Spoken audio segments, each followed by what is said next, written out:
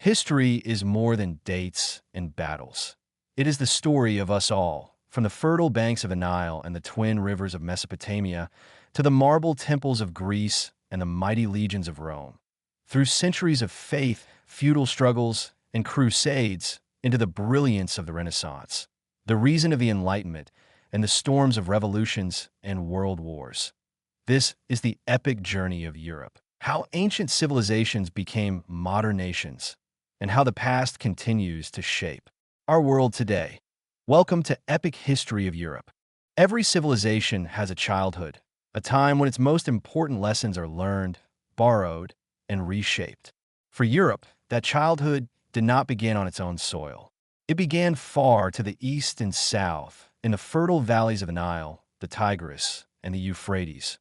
When the Greek historian Herodotus looked back on Egypt, he called it the gift of the Nile. And when later Greeks gave Mesopotamia its name, they chose words that meant the land between rivers. Both names tell the same truth. Without rivers, there would be no civilization. But what was born beside those waters would ripple outward, feeding the future of Europe itself. This is the story of two ancient worlds, Egypt and Mesopotamia, whose wisdom, inventions, and myths became the first stones in the foundation of the West. Amphora, Egypt. The eternal gift of the Nile was not simply a river. It was a heartbeat.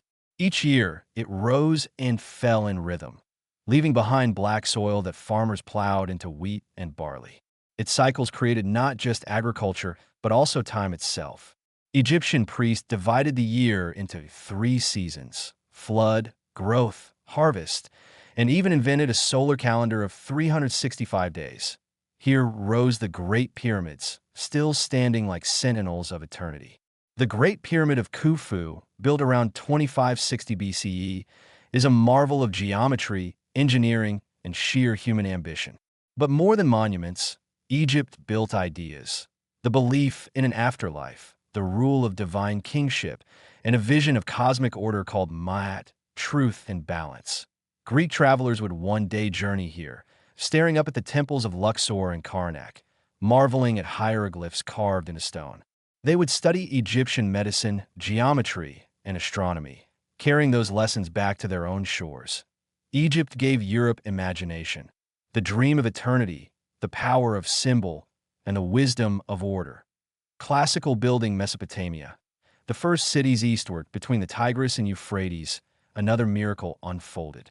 Unlike the gentle Nile, these rivers were unpredictable, sometimes life-giving, sometimes devastating. In their floodplains, the Sumerians built the world's first true cities. Uruk, Lagash. Uruk in particular became legendary. Surrounded by massive walls, it bustled with tens of thousands of citizens, its skyline dominated by ziggurats, step temples that reached toward the heavens. Here, kings and priests ruled, armies marched, and merchants traded across deserts and seas. Humanity had entered a new age, the age of urban civilization. But perhaps the Sumerians' greatest invention was writing. With a reed stylus pressed into clay, they created cuneiform, symbols that first counted sheep and grain, then grew to record laws, contracts, prayers, and epic tales. The Epic of Gilgamesh, written on clay tablets, is the world's oldest known story. It tells of a king's quest for immortality, of friendship, loss, and the search for meaning. Universal themes later echoed in Homer's Iliad and Odyssey. In literature, as in law, Mesopotamia lit the torch that Greece and Rome would carry forward. Balance scale, the rule of law civilization, is not only stone and story, it is justice. Around 1750 BCE, Babylonian King Hammurabi inscribed his famous code of laws on a tall stone stele. Its purpose was clear: to make justice visible, so that the strong might not oppress the weak. The punishments were harsh, but the principle was revolutionary. Law should be written, known, and binding on all. This idea would echo across centuries, influencing Roman law and, through it, the very constitutions of modern Europe. From the clay of Mesopotamia came the notion that society could be governed not just by kings or gods, but by rules. and Europe would inherit this idea like a sacred fire. Globe showing Europe-Africa bridges of trade and ideas. Neither Egypt nor Mesopotamia existed in isolation. Traders, sailors, and nomads carried goods and ideas across deserts and seas. The Phoenicians of the Levant, masters of navigation, spread not only timber and purple dye, but also the alphabet, a system of simple letters that the Greeks would adopt and transform into their OWN. In this way, knowledge flowed westward. Astronomy from Babylon, geometry from Egypt, myth from both. The Mediterranean became a highway of culture, weaving together the destinies of East and West. Crystal ball legacy for Europe. Why do these distant worlds matter to Europe's story? Because Europe is their heir. From Egypt came symbolism, religion, and monumental vision. From Mesopotamia came writing, law, and the city. From both came the scientific seeds, mathematics, medicine, astronomy, that Greeks would cultivate into philosophy and science. The very alphabet we use, the laws we follow, the stories we tell, all trace their roots to the banks of the Nile and the plains of Mesopotamia. That Europe's story does not begin in Athens or Rome. It begins here, in lands of river and desert, where humans first tamed nature, wrote their thoughts, and dreamed of eternity. These civilizations were Europe's first teachers, shaping its mind long before it spoke with its own voice. But the time would come when those lessons would be transformed into something new. On rocky shores across the Aegean, in small city-states called polis, a different kind of civilization was stirring, one that would turn myth into philosophy, kingship into democracy, and local culture into a legacy that would define the West. That land was Greece. And it is there our journey continues. If Egypt and Mesopotamia were Europe's first teachers, Greece was where the pupil came of age. On the rocky shores of the Aegean Sea, scattered city-states flourished like sparks from a fire. Each one, Athens, Sparta, Corinth, Thebes, was small by modern standards, but their impact would shake the world. Here, for the first time, humans asked not only what is the will of the gods, but what is the nature of truth?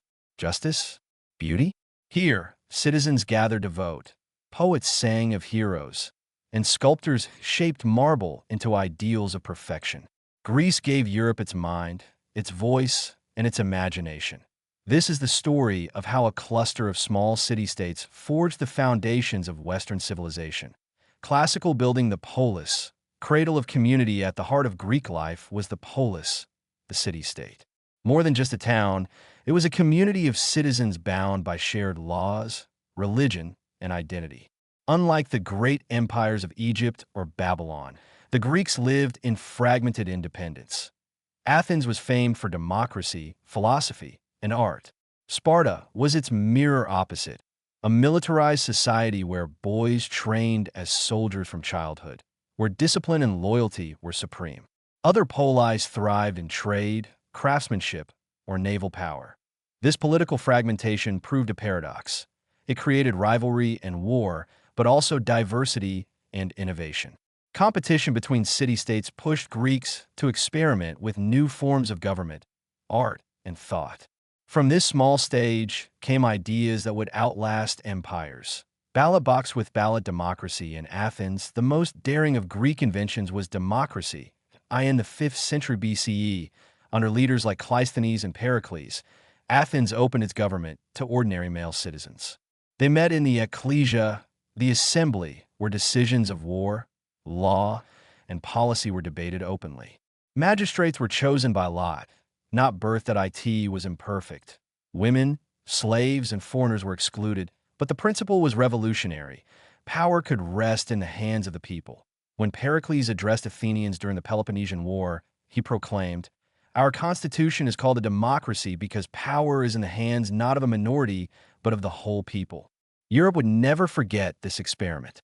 Centuries later, the architects of modern republics, from the French Revolution to the American founding fathers, look back to Athens for inspiration. Cross-sword Sparta and the warrior ideal. Yet Greece was not only Athens. Across the mountains lay Sparta, a society shaped by discipline and fear. Surrounded by hostile neighbors, Spartans built a system where every man was a soldier and every woman the mother of warriors to the age of 7. Spartan boys entered the agoge, a brutal training system that hardened them through hunger, cold, and combat. At Thermopylae in 480 BCE, 300 Spartans under King Leonidas made their legendary stand against the Persian army, proving that discipline and sacrifice could defy overwhelming odds. Europe inherited from Sparta the idea of military duty, civic sacrifice, and the belief that freedom sometimes demands blood. Scroll myth and poetry, but Greece was not only politics and war, it was story. Long before philosophy, poets sang of gods and heroes. Homer's Iliad and Odyssey preserve the epic memory of the Trojan War, with Achilles' rage and Odysseus' long journey home. Hesiod's Theogony recounted the birth of the gods, while tragedy and comedy brought myth to life on stage. In the theater of Athens, playwrights like Aeschylus, Sophocles, and Euripides turned myth into moral reflection. Through drama, the Greeks asked timeless questions. What is justice? What is fate? Can humans defy the gods? These myths and plays were more than entertainment. They were the cultural glue of Greece and later of Europe. They gave the West its shared imagination, a world of gods, monsters, and heroes that still echoes in art, literature, and cinema today. Books philosophy. The love of wisdom. The greatest gift of Greece was not marble temples or heroic myths. It was thought itself that in the 6th century BCE, thinkers in Ionia began to seek natural explanations for the world. Thales claimed that water was the essence of all things. Pythagoras searched for harmony in numbers. From these beginnings grew philosophy, love of wisdom. Athens became its capital. Socrates wandered the streets, asking questions that unsettled the powerful but liberated the mind. The unexamined life is not worth living, he declared before drinking the cup of hemlock. His student Plato founded the Academy, where he explored justice, truth, and the ideal forms behind reality. His pupil Aristotle took a more practical path, studying biology, ethics, and politics. To him, knowledge began with observation of the real world.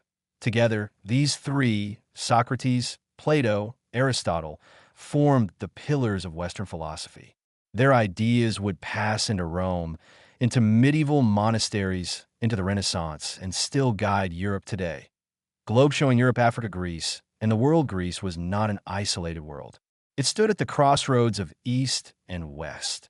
The Persian invasions of the 5th century BCE brought the Greeks into direct conflict with the vast empire of Asia. Victories at Marathon, Salamis, and Plataea became symbols of freedom against tyranny. Yet Greek culture also absorbed Eastern influences, mathematics from Babylon, art from Egypt, trade from Phoenicia. Later, in the 4th century BCE, Alexander the Great carried Greek culture across the world, from Egypt to India.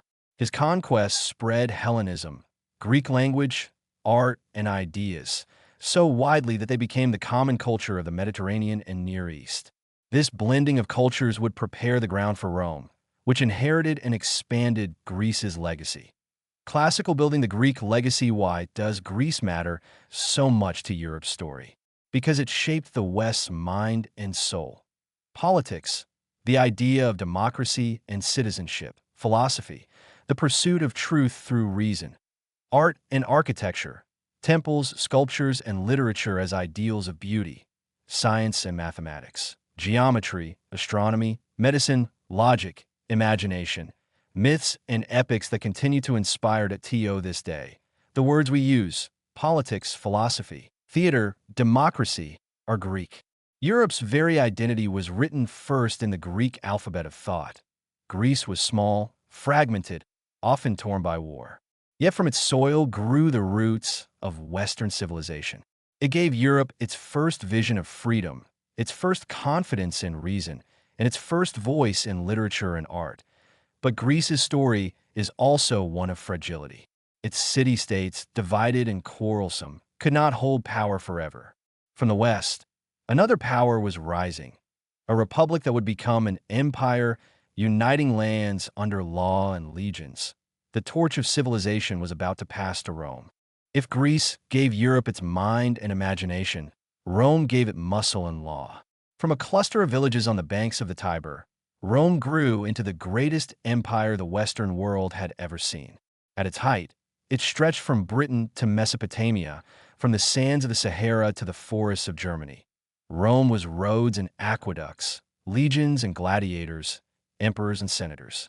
But above all, Rome was a system, a way of organizing people, power, and space that would endure long after the empire itself crumbled. This is the story of how Rome conquered, ruled, and left a legacy that still beats at the heart of Europe today. Classical building from Republic to Empire, Rome began humbly. According to legend, it was founded in 753 BCE by Romulus and Remus, twin brothers raised by a she-wolf. Myth aside, the early Romans were farmers and warriors, influenced by the Etruscans and Greeks. In 509 BC, Rome overthrew its kings and established a republic. Power rested in the hands of elected magistrates and the Senate, a council of aristocrats. The republic's genius was in balance. Consuls shared authority, tribunes defended the common people, and laws applied, at least in theory, to all citizens. This system allowed Rome to expand steadily, first across Italy, then across the Mediterranean. Wars with Carthage, especially the titanic struggle against Hannibal in the Second Punic War, proved Rome's resilience. Yet with conquest came wealth, inequality, and corruption. Ambitious generals like Julius Caesar used their armies to seize power. In 44 BC, Caesar was assassinated by senators who feared his growing monarchy. But it was too late. Civil war followed, and Caesar's adopted heir, Octavian, later Augustus, emerged as the first emperor. The Republic was dead.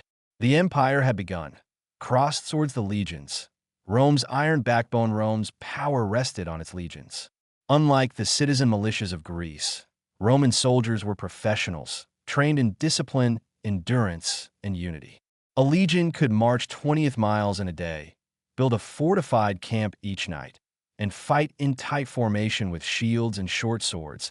The deadly gladius. It was this combination of discipline and engineering that allowed Rome to conquer vast territories.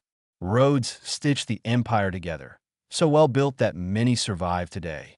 Aqueducts carried water to cities, making urban life possible on an unprecedented scale. The legions were not just conquerors, they were builders, spreading Roman order wherever they went. From Hadrian's Wall in Britain to the Colosseum in Rome, their stones still speak of empire. Performing arts, bread, and circuses. Roman society was a paradox. On one hand, it was a world of grandeur, marble temples, theaters, baths, libraries. On the other, it was a world of inequality, senators in silks, slaves in chains that keep the masses content. Emperors provided panem et circenses, bread and circuses. Free grain fed the poor, while gladiatorial games entertained them with blood and spectacle. In the Colosseum, up to 50,000 people cheered as men fought beasts, each other, or reenacted naval battles in flooded arenas. This mixture of public generosity and spectacle reflected Rome's genius for politics. Keep the people satisfied, and power remained secure. Balance scale. Roman law, the empire's true legacy, but Rome's greatest gift was not its roads or arenas. It was its law. The 12 tables of the early republic codified the principle that law should be written and known. Later, jurists developed concepts still central to European justice: contracts, property rights, citizenship, legal precedent. Roman law introduced the idea that rights could belong not just to individuals but to communities and even corporations. When empires split and transformed, this legal system endured, carried into the Byzantine Empire and medieval Europe, forming the backbone of modern civil law to this day. In courts from Paris to Berlin, echoes of Roman law shaped justice. Latin crossed Rome, and the rise of Christianity. Another transformation was spiritual. In the 1st century CE, a small Jewish sect in the Roman province of Judea began to spread the teachings of Jesus of Nazareth. At first, Christians were persecuted, forced into catacombs, and sometimes executed in arenas. But the message of universal love, equality of souls, and eternal salvation spread rapidly. In 313 CE, Emperor Constantine legalized Christianity. By the end of the 4th century, it had become the empire's official religion. This fusion of Roman order and Christian faith created the cultural DNA of Europe: law and gospel, empire and church, Caesar and Christ. Classical building Pax Romana and the fall under Augustus and his successors. Rome enjoyed the Pax Romana, 2 centuries of relative peace and prosperity. Trade flourished, cities expanded, and culture thrived. Writers like Virgil, Ovid, and Seneca, historians like Tacitus and Livy, philosophers like Marcus Aurelius, all left works that defined European thought. Yet cracks appeared. Economic strain, invasions by Germanic tribes, political instability, and overextension weakened the empire.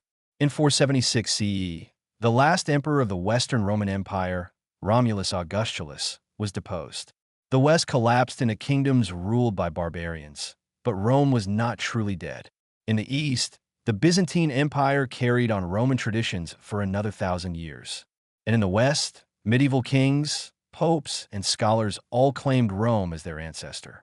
The dream of Rome would never fade. Globe showing Europe-Africa, the Roman legacy. Rome's fall was not an end. It was a transformation. Politics, from republic to empire, Rome offered models of governance still debated today. Law, the foundation of European legal systems. Engineering, roads, aqueducts, and urban planning. Culture, literature, philosophy, art, and architecture. Faith. The fusion of Christianity with Roman institutions shaped Europe's soul. In language itself, Rome lives on. French, Spanish, Italian, Portuguese, and Romanian all descend from Latin. Even English carries thousands of Latin words. Rome is in Europe's words, laws, roads, and dreams. Rome conquered the known world, but its greatest conquest was time. Long after the legions disbanded, its laws and ideas marched on. Europe would forever measure itself against Rome, seeking to restore it, rival it, or escape its shadow. As the empire fell, Europe entered a new age. Castles rose where forums had crumbled. Crosses replaced eagles. Knights, kings, and monks inherited a broken world and tried to rebuild it. The Middle Ages had begun. When the Western Roman Empire collapsed in the 5th century, Europe seemed to fall into chaos. Roads decayed, cities shrank, and literacy waned. Invading tribes carved the empire into new kingdoms. To later generations, this period was remembered as the Dark Ages. Yet darkness is never total. Out of the ruins of Rome, a new world slowly formed, different, fragmented, but alive. The Middle Ages were an age of castles and cathedrals, of knights and monks, of kings and peasants bound by ties of loyalty. Above all, it was an age of faith when the church became the one unifying force across a fractured continent. This is the story of 1,000 years when Europe rebuilt itself, guided by the sword, the plow, and the cross. Castle feudalism, lords and vassals with Rome gone, centralized government vanished. In its place rose feudalism, a system built on land, loyalty, and protection. The top stood kings, who granted estates to nobles. In return, these nobles, lords, pledged military service. Beneath them, vassals and knights held smaller fiefs. At the bottom were peasants and serfs, who worked the land in exchange for security. Feudalism was not just economics. It was a web of obligations, oaths, and honor. Castles dotted the landscape, serving as both fortresses and symbols of lordly power. Knights became the warrior class, bound by the chivalric code of loyalty, courage, and service to God. This decentralized order meant Europe was often fragmented and unstable. But it also created the foundation of medieval identity, a world where land, faith, and loyalty bound people together. The power of the church. If feudalism ruled daily life, the Catholic Church ruled the soul. From Ireland to Italy, from Spain to Poland, nearly all of Europe shared one faith. The church preserved learning through monasteries, where monks copied ancient texts and illuminated manuscripts with gold and color. Monks also spread agriculture, clearing forests, draining swamps, and turning wilderness into farmland. Popes wielded immense power, often clashing with kings over who held ultimate authority. The church crowned emperors, excommunicated rulers, and claimed to speak for God himself. Cathedrals rose as symbols of this spiritual might, tall spires reaching heavenward, their stained glass windows teaching stories of Scripture to an illiterate flock. Faith was not only personal but political, binding Europe into a common civilization. Shield Charlemagne and the Holy Roman Empire, one king rose above the rest. Charlemagne, king of the Franks. In 800 CE, he was crowned Emperor of the Romans by Pope Leo III, symbolically reviving the Western Empire. His rule extended across much of Western Europe, and his court became a center of learning in what is called the Carolingian Renaissance. Charlemagne's empire did not last beyond his heirs, but the idea endured. For centuries, rulers in Central Europe claimed the title of Holy Roman Emperor, presenting themselves as heirs of Rome and defenders of Christendom. This fusion of Roman legacy and Christian authority became the defining model of medieval Europe. Globe showing Europe-Africa, the Crusades. Holy Wars in 1095. Pope Urban II called Christians to liberate the Holy Land from Muslim control.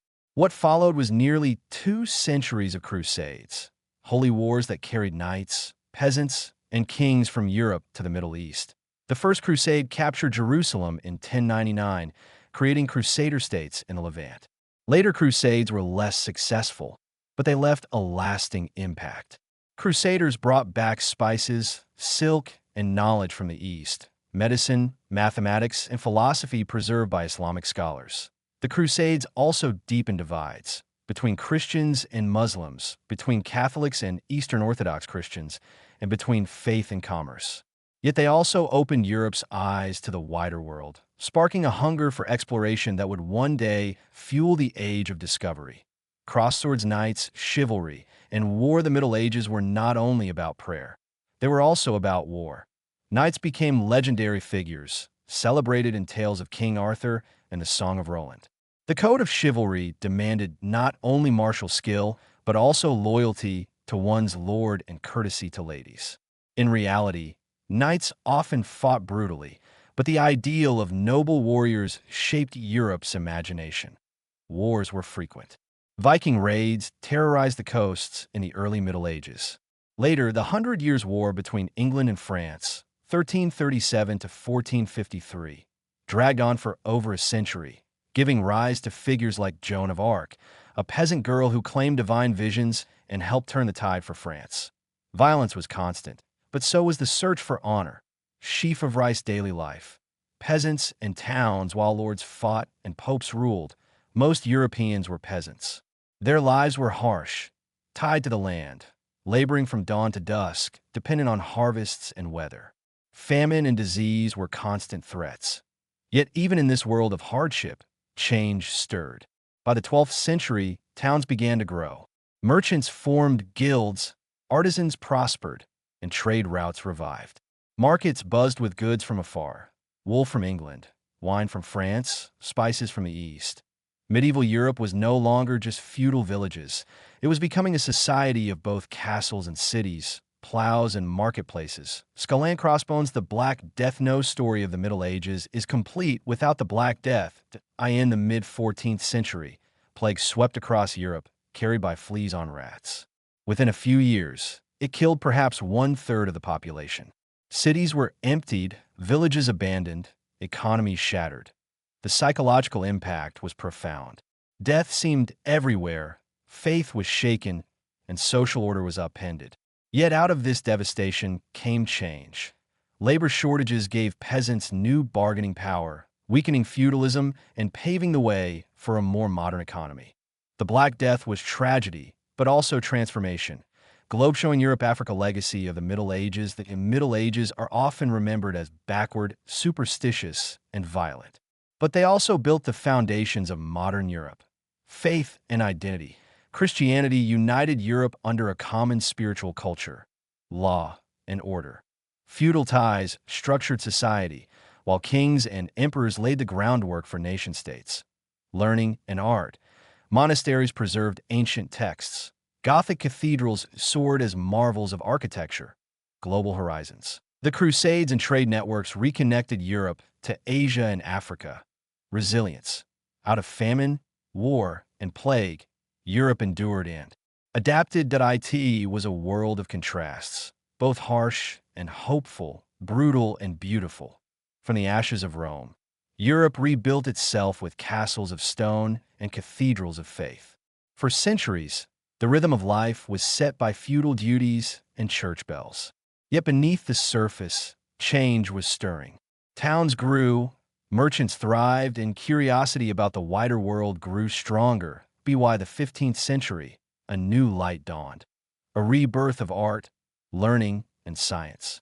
The Renaissance was coming, and Europe was about to rediscover its ancient roots and reinvent itself once more. The Middle Ages left Europe battered by plague, war, and uncertainty. In the 14th century, a light began to glow in the cities of Italy. Artists painted with new realism, scholars studied ancient Greek and Roman texts, and explorers sailed into unknown seas. Europe was being reborn. This rebirth was the Renaissance, meaning rebirth in French. It celebrated human potential, beauty, and reason. Later, in the 17th and 18th centuries, the Enlightenment carried this spirit further, challenging kings, questioning religion, and laying the foundations of modern science and democracy. Together, the Renaissance and Enlightenment were Europe's great awakening, the bridge between the medieval and the modern. Artist palette. The Renaissance.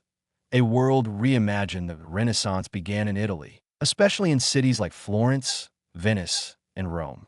Wealthy merchants and bankers, such as the Medici family, sponsored art, learning, and architecture. Artists sought to capture the human form and the natural world with unprecedented realism. Leonardo da Vinci painted the mysterious Mona Lisa and sketched flying machines centuries ahead of their time.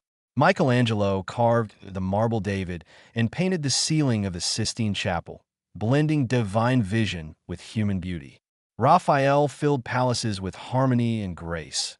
Architecture revived classical ideals. Domes, columns, and symmetry returned to European skylines. Writers like Petrarch rediscovered Latin manuscripts, inspiring humanism, a belief in human dignity, reason, and achievement. The Renaissance was not merely art, it was a new worldview. Man, not just God, stood at the center of the stage. Books. The printing revolution, one invention, transformed Europe more than any other. The printing press, in the 1450s. Johannes Gutenberg of Mainz developed movable type, making books faster and cheaper to produce. Knowledge that once belonged only to monks and scholars now spread to merchants, artisans, and students.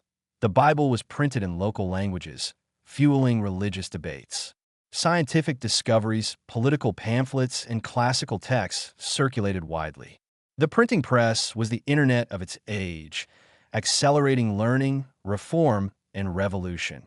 Latin cross-reformation and religious upheaval. The Renaissance spirit also challenged the church. In 1517, Martin Luther nailed his 95 Theses to the church door in Wittenberg, protesting the sale of indulgences and corruption within the church. What began as reform became a revolution. The Protestant Reformation split Christianity into Catholic and Protestant branches. Wars of religion swept Europe, from the German Peasants' War to the 30 Years' War. The Catholic Church responded with the Counter-Reformation, reforming itself and launching missions abroad. The division was painful, but it also created diversity of thought and belief, fueling Europe's dynamism. Globe showing Europe-Africa exploration and discovery. While artists painted and theologians debated, sailors set out into the unknown. In 1492, Christopher Columbus sailed west and reached the Americas. Soon after, Vasco da Gama rounded Africa to reach India, and Ferdinand Magellan's expedition circumnavigated the globe. These voyages launched the age of exploration. Europe connected with Africa, Asia, and the New World in a network of trade, conquest, and exchange. Spices, silver, and sugar flowed into Europe, while guns, horses, and diseases reshaped the Americas. This expansion was both glorious and brutal, an age of discovery and exploitation, of riches and slavery. Yet it transformed Europe from a regional power into the center of a global world. Telescope. The scientific revolution alongside exploration came a revolution of the mind. Scholars began to question not only maps, but the very nature of the cosmos. Nicholas Copernicus argued that the Earth revolved around the Sun. Galileo Galilei used a telescope to confirm it, challenging centuries of church teaching. Johannes Kepler discovered laws of planetary motion. Isaac Newton united them with his laws of gravity, revealing a universe governed not by divine whim, but by mathematical law. The scientific revolution changed Europe forever. Observation, experiment, and reason replaced superstition. The natural world became something to study, understand, and master. Light bulb enlightenment. Age of reason. By the 18th century, the spirit of reason leapt from science into society. This was the Enlightenment. Philosophers known as les philosophes gathered in salons, coffee houses, and academies, debating how to improve the human condition. Voltaire attacked intolerance and tyranny with sharp wit. Jean-Jacques Rousseau wrote of freedom and the social contract. Montesquieu argued for separation of powers in government. John Locke proclaimed the natural rights of life, liberty, and property. Enlightenment thinkers believed that with reason, education, and progress, humanity could build a better world. They challenged monarchies, questioned churches, and inspired revolutions. Balanced scale from ideas to revolution. The Enlightenment was not just theory. It changed history. In 1776, American colonists declared independence, guided by Locke's ideas of liberty. In 1789, the French Revolution erupted, demanding equality and fraternity.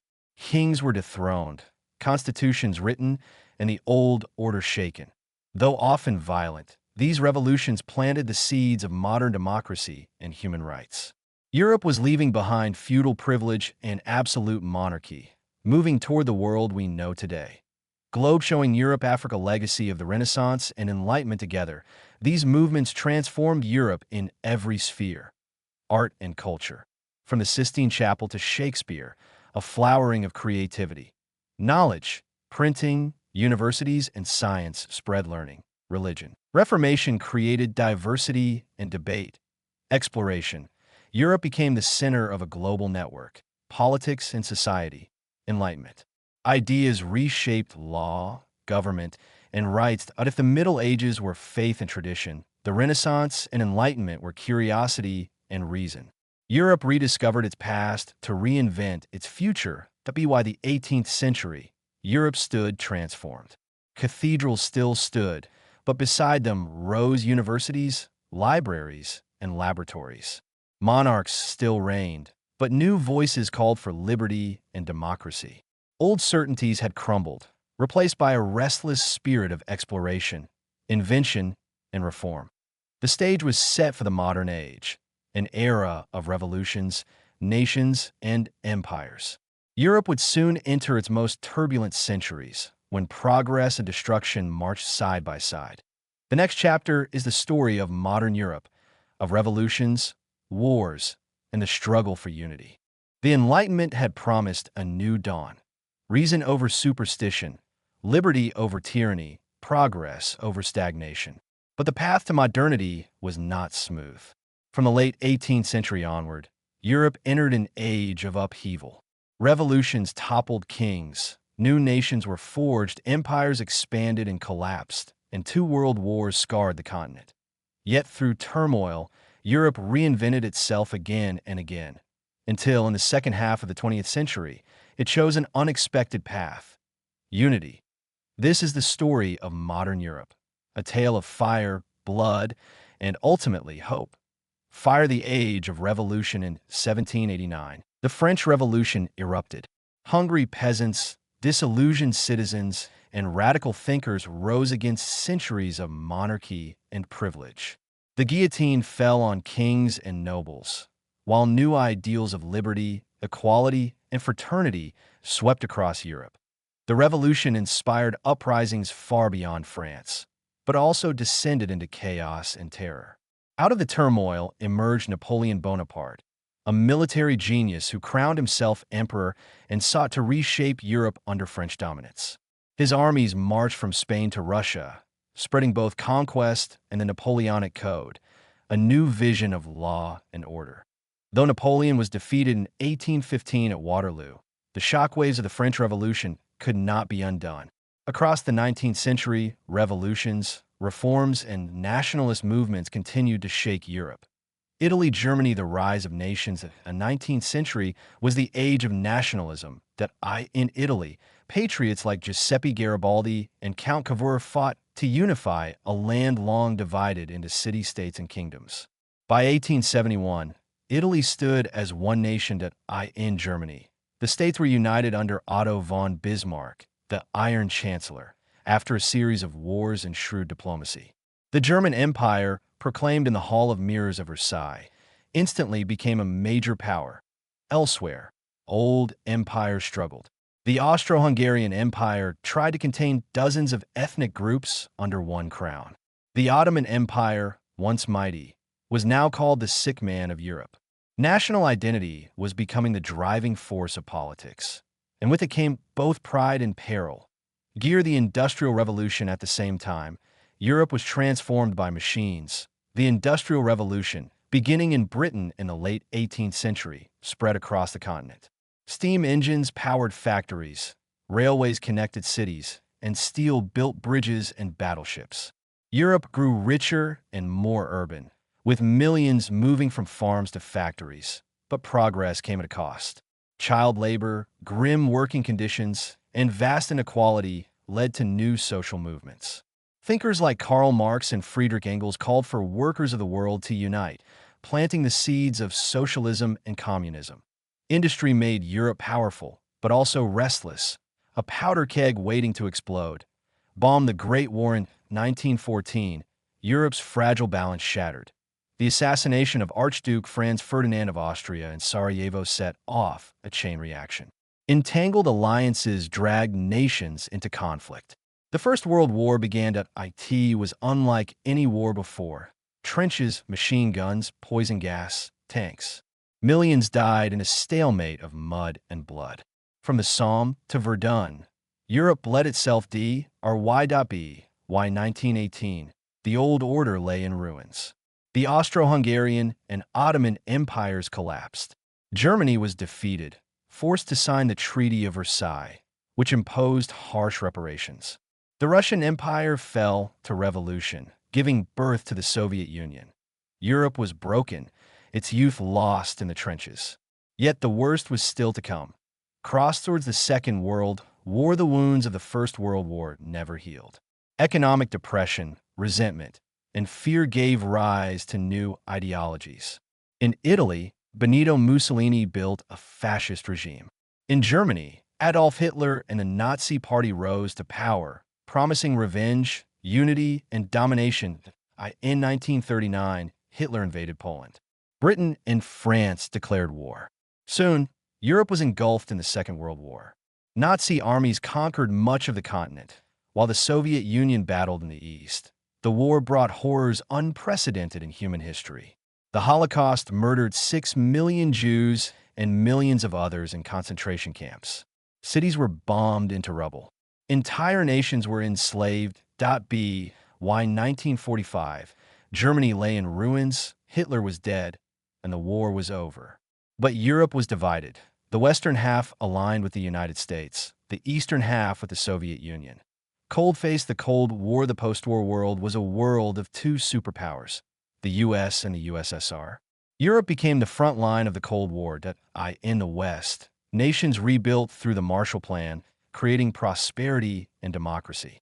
NATO was formed to protect against Soviet aggression. In the East, communist regimes ruled under Moscow's shadow, their people living behind the Iron Curtain. Berlin became the symbol of division, a city split in two, separated by walls and barbed wire. For decades, Europe lived in the shadow of nuclear war. Yet even in division, seeds of unity were being sown.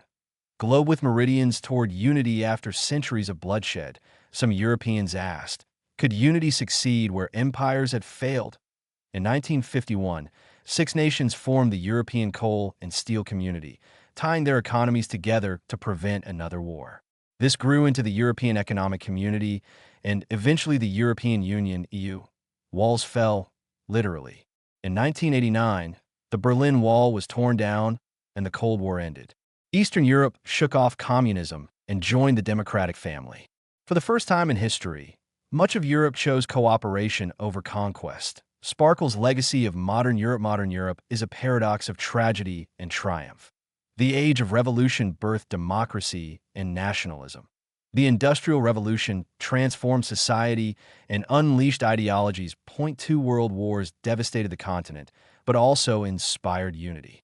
The Cold War divided Europe, but led to a stronger resolve for peace. The European Union stands as a bold experiment, flawed, yet hopeful, that peace can be built not through conquest, but through cooperation. From pharaohs to philosophers, emperors to revolutionaries, Europe's history has been a saga of reinvention. Each age brought triumphs and tragedies, yet each left a legacy that shaped the world. Modern Europe is not perfect. It faces crises, divisions, and uncertainties. But it has chosen a path unimaginable to its ancestors, unity after centuries of bloodshed. And so, the story of Europe is not just a tale of wars and empires.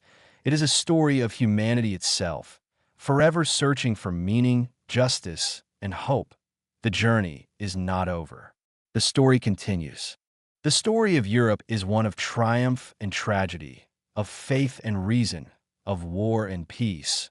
From ancient civilizations to the modern union of nations, Europe has always been a land of ideas, of conflict, and of resilience. Its history is not just Europe's. It belongs to the world, shaping the culture, politics, and ideals of humanity itself. And though the past is written, the future of Europe, like its history, will continue to inspire generations to come. Thank you for joining us on this journey through the epic history of Europe.